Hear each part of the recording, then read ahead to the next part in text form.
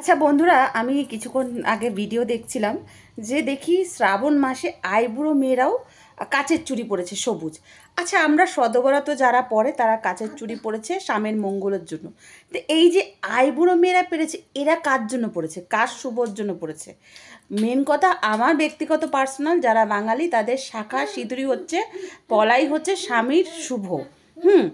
আর আইবুড়ো মেয়েরা পড়ছে এগুলো কোনো ব্যাপার না। যারা পড়তে পারছো না, যে আমি চুড়ি পরতে পারছি না, মন খারাপ করছো, তাদের জন্য বলছি, তোমার বিয়ের পরে শাখা পলা পরাটাই তোমার স্বামীর মঙ্গল। এই শ্রাবণ মাসে কাচের চুড়ি পরা এগুলো হচ্ছে ফেসবুক, ইনস্টাগ্রামের ট্রেন্ডিং রিলস, যেরকম হলুদের রিলস চলেছিল সেরকম। যদি বলো তুমি কেন পড়েছো, আমি যেহেতু কাস্ট বিয়ে করেছি, আমার সারা বছরই পড়তে হয়, আমার সারা বছরই হাতে হাত থাকে, তাই জন্য বলছি এগুলো সব ট্রেন্ডিং ফলো হয়েও না।